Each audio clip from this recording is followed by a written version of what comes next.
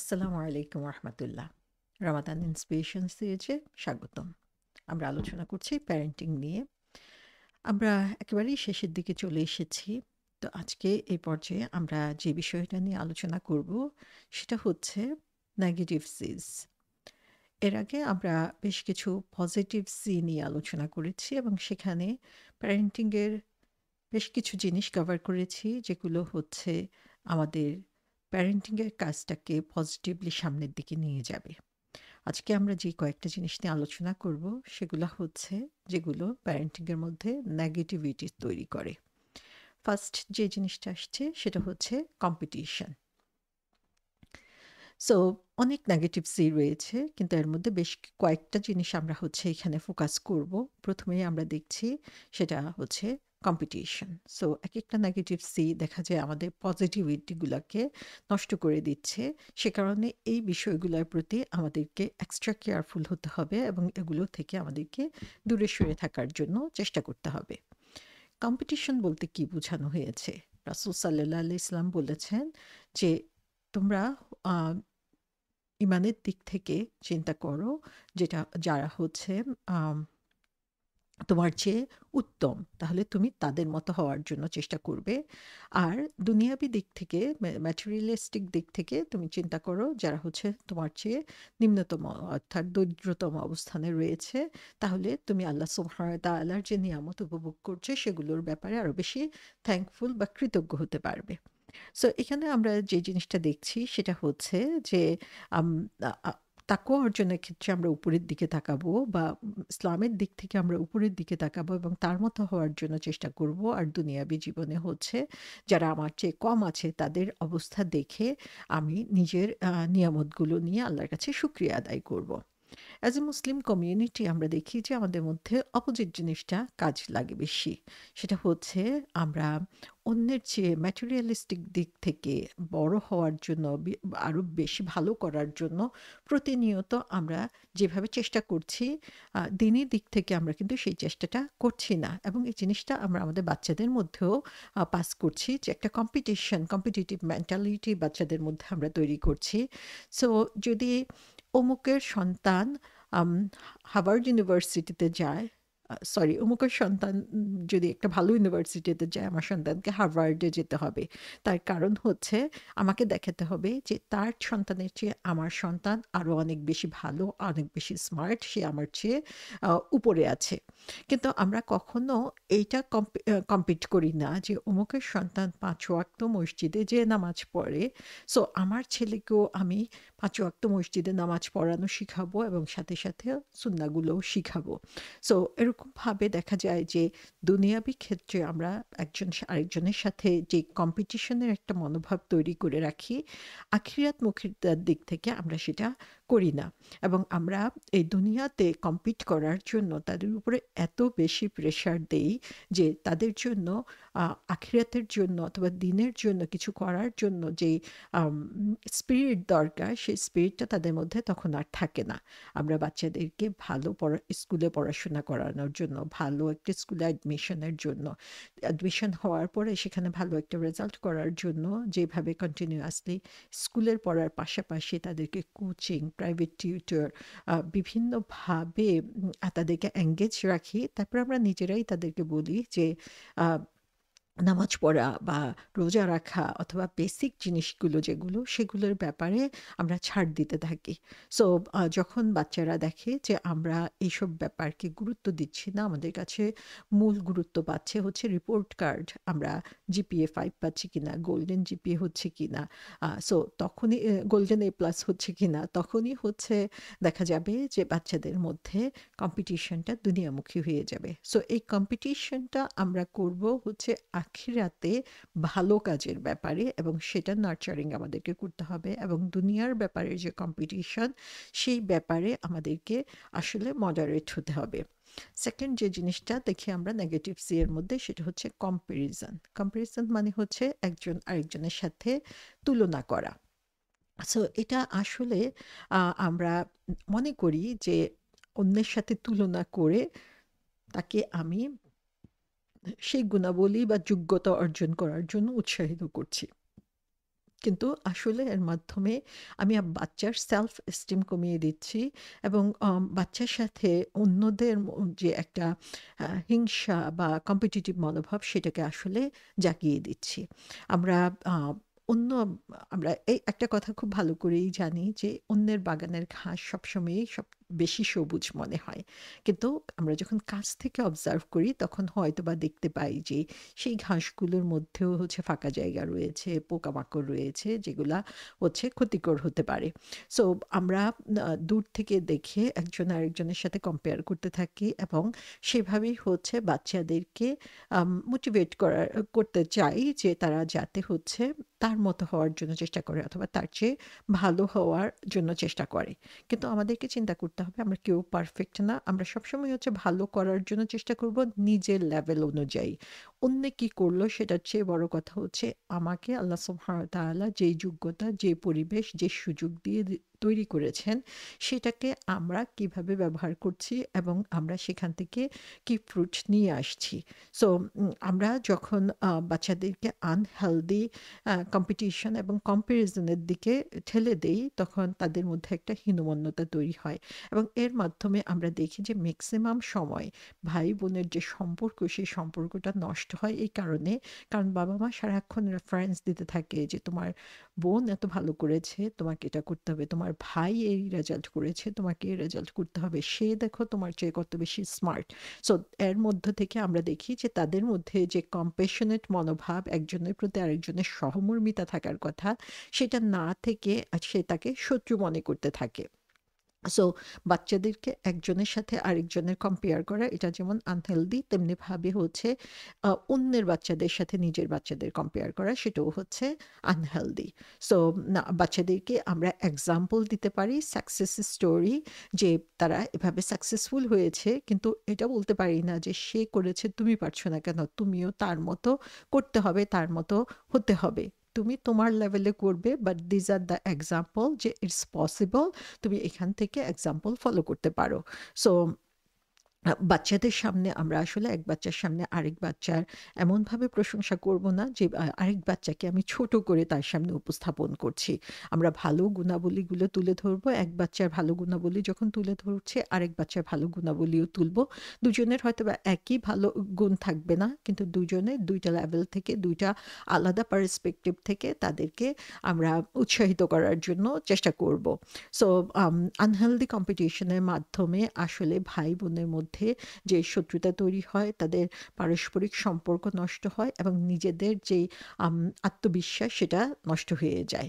So Numan ইবনে বশির রাদিয়াল্লাহু আনহু বলেছেন যে আমার বাবা আমাকে যে উপহার দিয়েছেন সেটা তার সম্পদের কিছু অংশ আর আমার মা বললেন যে আমি এটা অ্যাপ্রুভ করব না যতক্ষণ পর্যন্ত না রাসূল সাল্লাল্লাহু আলাইহি ইসলামের সাক্ষী হয়।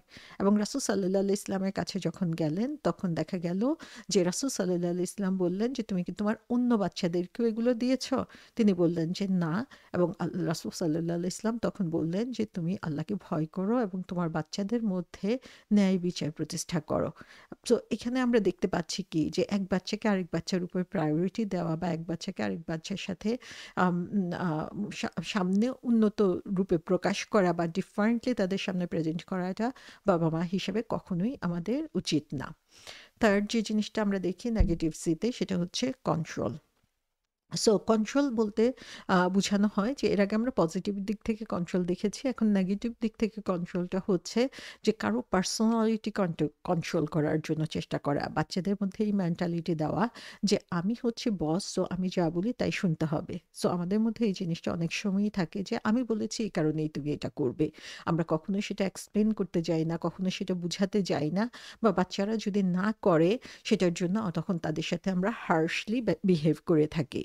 সো এর মাধ্যমে দেখা যায় যে আমি যখন এই কন্ট্রোলের ভূমিকায় চলে আসি সেখান থেকেই হচ্ছে এবিউজের ঘটনা ঘটে, সেখান থেকেই হচ্ছে নেগলেক্টের ঘটনা ঘটে এবং এই কন্ট্রোল করার ইচ্ছা বা তাগাদা থেকে আমাদের মধ্যে রাগ প্রকাশ হতে থাকে।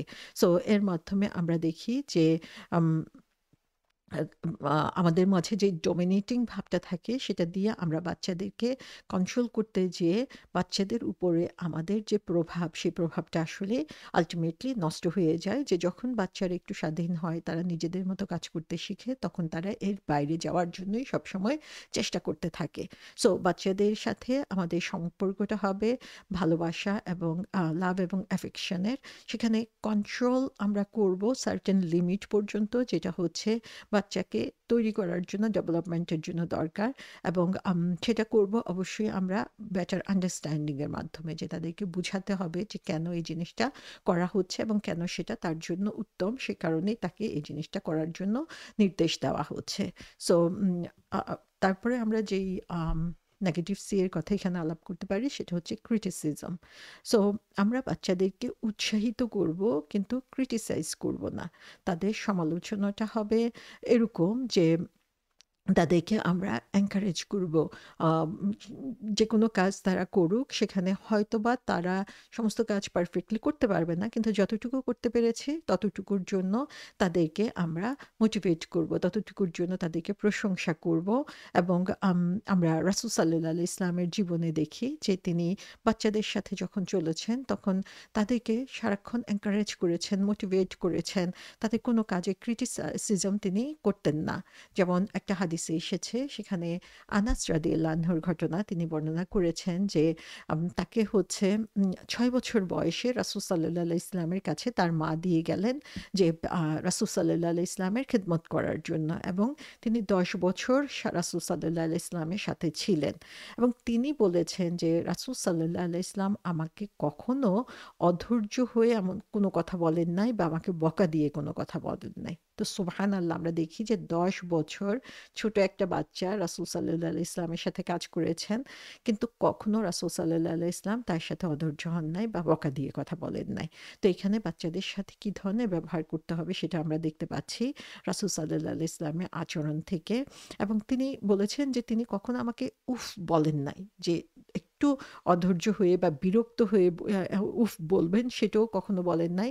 আবার কখনো আমাকে তিনি এটাও বলেন নাই যে তুমি এটা কেন করেছো বা এটা কেন করো নাই। তো এখান থেকে আসলে আমাদের জন্য গ্রেট এক্সাম্পল রয়েছে যে আমাদের অ্যাটিটিউড কি হবে, আমরা বাচ্চাদের সাথে কিভাবে কথা বলবো, কিভাবে তাদের প্রতিটা কাজে আসলে পজিটিভলি তাদেরকে এগিয়ে নিয়ে যাব।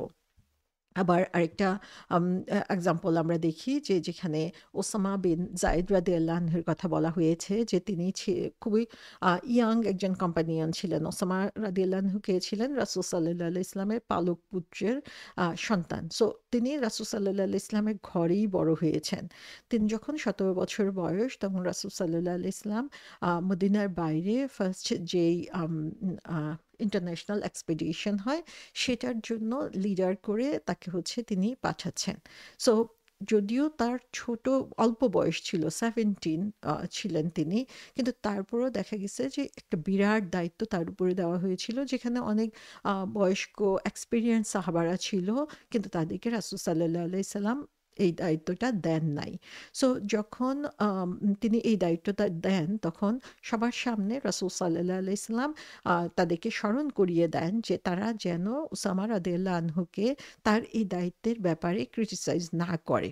এবং তিনি বলেছেন যে তোমরা যদি ওসামার লিডারশিপকে নিয়ে ক্রিটিসাইজ করো, তাহলে হচ্ছে আম আ তার বাবার লিডারশিপ নিয়েও তোমরা হচ্ছে ক্রিটিসাইজ করেছ। কিন্তু তোমরা জানো যে তার যে গুণাবলী রয়েছে, সেটা সে এই লিডারশিপের যোগ্য, এবং সে হচ্ছে আমার অত্যন্ত প্রিয় একজন লোক। এবং আম আ যায়েদ রাদিয়াল্লাহু আনহুর কথা তিনি বলেছেন, এবং যায়েদ রাদিয়াল্লাহু আনহুর পরে ওসামা হচ্ছে আমার প্রিয় ব্যক্তি।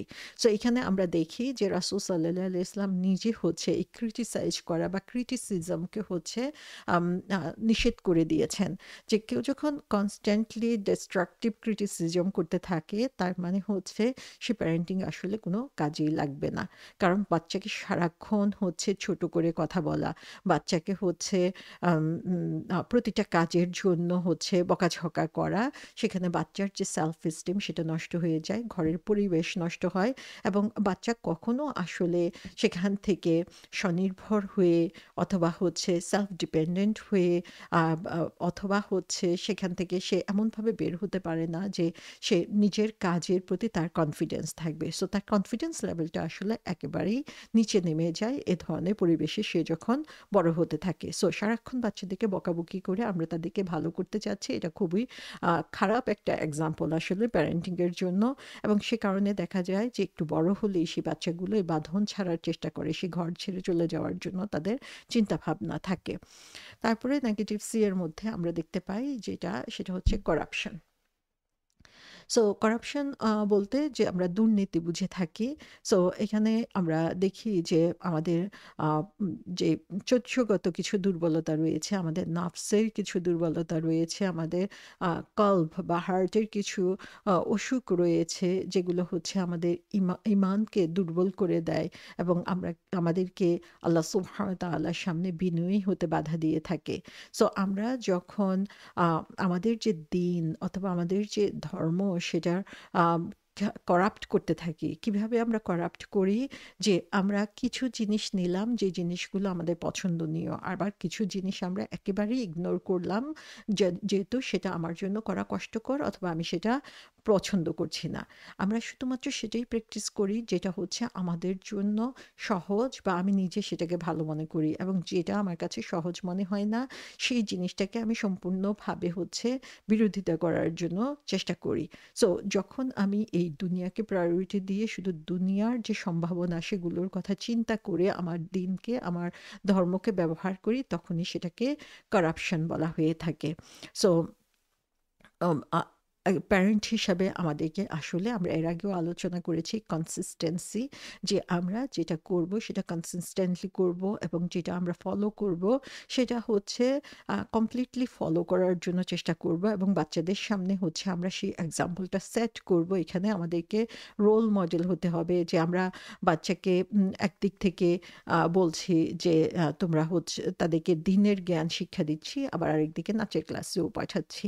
সো এখানে যে কনফ্লিক্টটা আমরা দেখতে পাচ্ছি, সেখানে বাচ্চা যখন এই ধরনের করাপ্টেড সিচুয়েশনে বড় হবে তখন দেখা যাবে যে সে তখন দিনের প্রতি তার যে আস্থা বা ইসলামের যে আদেশ নিষেধগুলো রয়েছে সেগুলো ফলো করার ব্যাপারে তার কোনো আগ্রহ থাকবে না, এবং যার কারণে দেখা যাবে যে সে হচ্ছে তার সেই আস্থাহীনতার কারণে আস্তে আস্তে ধর্ম থেকে নিজেকে দূরে সরিয়ে নেবে। তো আল্লাহ সুবহানাহু ওয়া তাআলা আমাদেরকে এই নেগেটিভ সি গুলো থেকে বাঁচার তৌফিক দিন। আরও কিছু নেগেটিভ সি রয়েছে যেটা আমরা পরবর্তী সেশনে ইনশাল্লাহ আলোচনা করছি।